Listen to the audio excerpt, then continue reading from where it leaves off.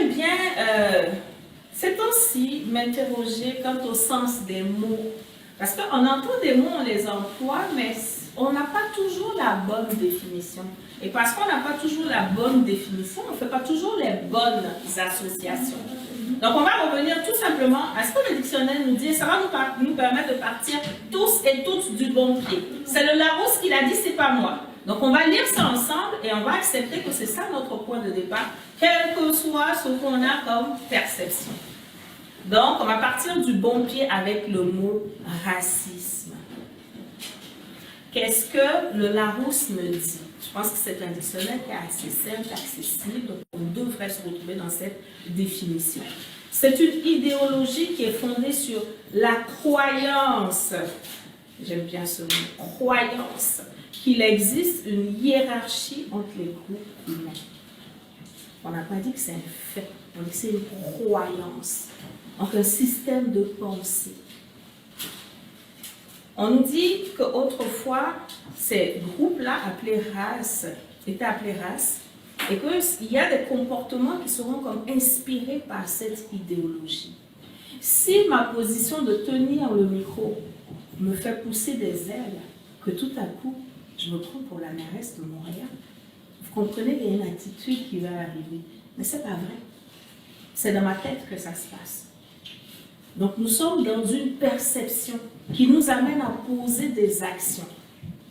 C'est aussi une attitude d'hostilité systématique à l'égard d'une catégorie déterminée de personnes. Hostilité systématique. Comme on dirait chez nous en Côte d'Ivoire, c'est comme pour rien, tu es hostile à la personne. Pour rien. Il n'y a rien qui justifie cela. Mais j'aurais tendance à dire c'est comme plus fort que toi. Donc tout de suite, après avoir lu ces deux aspects de la définition, je vais vous amener à faire un petit exercice très rapide d'introspection pour voir qu'est-ce que cette définition suscite en chacun de nous, de par sa position, de par son expérience, de par ce vécu. Où est-ce qu'on s'est déjà retrouvé? Est-ce qu'on s'est déjà retrouvé du côté des personnes qui avaient la croyance d'être supérieures? Est-ce qu'on s'est déjà retrouvé du côté des personnes qui étaient du côté des races? Est-ce qu'on a déjà été auteur d'hostilité? Est-ce qu'on a déjà été victime d'hostilité? Et je crois que si on fait l'exercice vraiment, sincèrement, rapidement comme ça, et je vais vous inviter à poursuivre la réflexion, parce que c'est des journées, c'est comme un temps d'arrêt qu'on se donne pour penser paix, respirer paix, parler paix. Donc intérieurement, continuer la réflexion. Pour dire, c'est bien beau, on en parle, le racisme, mais où moi je suis par rapport à ça?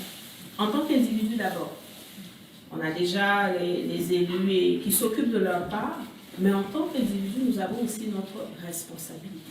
Où est-ce que je me situe par rapport au mot racisme? Est-ce que je fais partie des personnes qui donnent vie à ce mot, ou je fais partie des personnes qui vont rendre ce mot tellement désuet que peut-être bientôt on ne l'aura plus dans le dictionnaire? Je me situe où? Petit exercice d'introspection. Je sais qu'on n'aime pas beaucoup ça, mais c'est ça mon travail. Vous amener à vous poser les questions que vous n'aimez pas vous poser habituellement, pour lesquelles on n'a pas le temps même des fois de s'arrêter pour se questionner.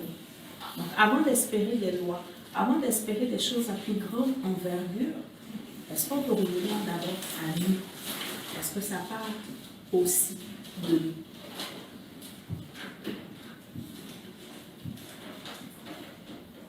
Il y a le début du thème qui m'a interrogée aussi. Mettre fin. Je dis, mais pourquoi est-ce qu'il faut mettre fin?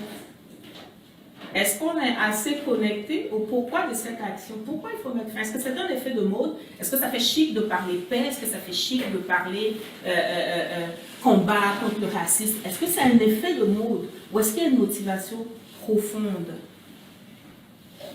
Questionnons-nous aussi sur cette motivation. Est-ce qu'on est dans une motivation de cœur? Ou c'est parce que ça permet de se faire voir un peu plus, d'aborder des sujets d'actualité? Est-ce qu'on est sincère dans notre démarche de vouloir mettre fin au racisme? Parce qu'il n'y a que ce motif sincère de cœur, c'est pour ça que j'ai mis le petit cœur, j'aime beaucoup les images, de cœur, qui va nous donner la force de faire ce qu'il faut. En tant qu'individu, c'est quoi ta motivation? De toi à toi, qu'est-ce qui te motive vraiment? Est-ce que c'est quelque chose qui te parle? Est-ce que c'est quelque chose pour lequel tu es préoccupé réellement? En tant que communauté, en tant que peut-être qu'organisme, en tant que société, est-ce qu'on le fait parce que si je ne fais pas, ça va faire bizarre? Parce que tout de suite, on manque de conviction. Et si on manque de conviction, les actions vont avoir un pâle effet. Ça va manquer de pépites, de lumière, parce que ça ne vient pas du cœur. Questionnement. Pourquoi, pour toi, pour moi, c'est important de mettre fin? Est-ce qu'on peut aller réfléchir à ce qu'on y gagne? C'est quoi l'impact si on continue comme ça? C'est quoi l'impact si on fait pire? C'est quoi l'impact si on fait mieux? Ce sont des questions auxquelles il faut répondre. Et ce sont les réponses qui vont maintenant nous permettre de revenir aux actions qu'il faut poser, aux bonnes actions, empreintes d'authenticité, empreintes de vérité, empreintes d'amour, empreintes de bienveillance. On s'attend à quoi? Question pour vous et pour moi. Question pour notre société. Question pour ce monde.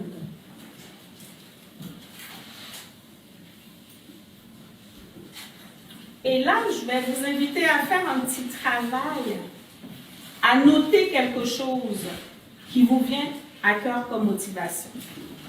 On a les téléphones intelligents, donc je ne m'inquiète pas. Il y a une petite fonction qui s'appelle note, où on va pouvoir mettre quelque chose. Je veux que vous partiez avec quelque chose de vraiment concret pour lequel vous allez vous engager. Quel est votre ancrage pour dire « je veux m'engager pour la paix » ? Qu'est-ce que vous décidez de faire réellement? Être là, c'est un pas. Bravo. Next. Concret. Tu fais quoi? Comme on dit chez nous, on fait quoi? C'est comment? Qu'est-ce qui se passe après? Quelle est ma réelle motivation? Est-ce que je le fais parce qu'en tant qu'humain, je veux permettre à l'humain de se sentir bien, d'être heureux? Est-ce que je le fais parce que je pense à mes petits-enfants? Est-ce que je le fais parce que je pense à ma voisine? Peu importe. Mais ça te prend une motivation, mais vraie, pour que tu puisses à ton tour faire ta part. Merci. Je vois les blocs-notes. Je vois qu'on écrit. C'est super. Qui n'a pas encore écrit? Moi, on ne peut pas me dire que ça y est là. Quand c'est là, c'est une partie du travail. Écrit, c'est plus élaboré. Donc, il va falloir prendre l'engagement de vraiment noter quelque chose par rapport à ça. Je pense que ce sont des temps qui nous sont donnés pour nous arrêter. La société ne nous donne pas toujours l'occasion de nous arrêter pour nous poser ces questions. Donc, on a l'occasion, on s'arrête et on décide de quelque chose. Qu'est-ce qui sera, moi, ma motivation? La mienne, c'est facile, ça va dans la devise. Vivre une vie qui donne la vie. Qu'est-ce qu'une vie sans paix? Donc, quand je décide de vivre une vie qui donne la vie, je suis en train de dire, je veux une vie qui est remplie de paix pour que je puisse donner la paix. Ça, c'est moi, mon engagement. Quel est le tien aujourd'hui?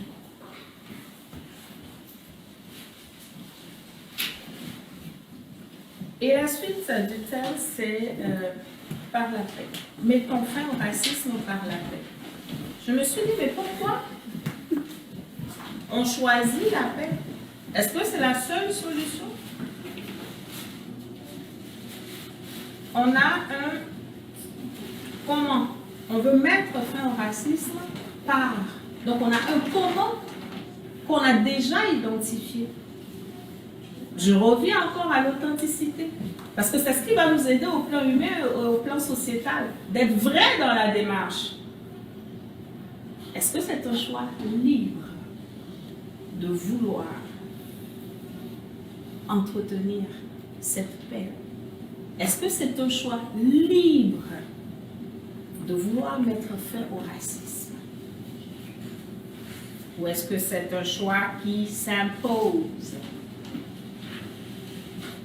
Moi, quand je dois faire quelque chose librement, tu as mon 1000% là, je pars. Mais si je suis obligée de le faire, je vais le faire. Mais c'est pas pareil. Et je pense qu'on fonctionne tous comme ça. Donc c'est important d'aller se poser la question. Et je dirais, il n'y a pas de mauvaise réponse. L'essentiel, c'est que quand on répond, si on n'est pas en adéquation avec soi, si on voit que ça dérange de soi à soi, on fait ce que j'appelle l'assainissement.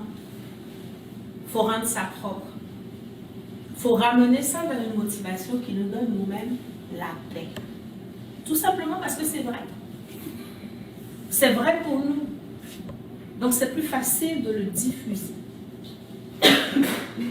Le comment est-il libre ou est-il imposé?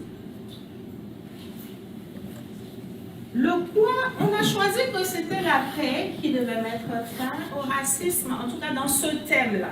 C'est ce axe qui a été privilégié. Est-ce qu'il y a d'autres axes? Je crois que oui, mais c'est celui-là qui nous réunit. Et comme j'aime bien re-questionner le sens des mots, je me suis dit, la paix en image, ce serait quoi? Parce qu'on dit une image vaut plus que 1000 mots. Je vais aller prendre une définition. Est-ce que ça va le transmettre comme il faut? Et je me suis dit, on va s'amuser à faire quelque chose. Je vais aller voir, je suis allée taper sur mon logiciel pour faire la présentation paix. Et j'ai juste pris les premières images qui sont remontées et je vais vous partager ça. Ça va nous aider. Moi, je fonctionne beaucoup avec les images, donc j'aime quand je parle mettre aussi des images parce que je crois qu'il y a des personnes aussi, comme moi, qui ont besoin d'images.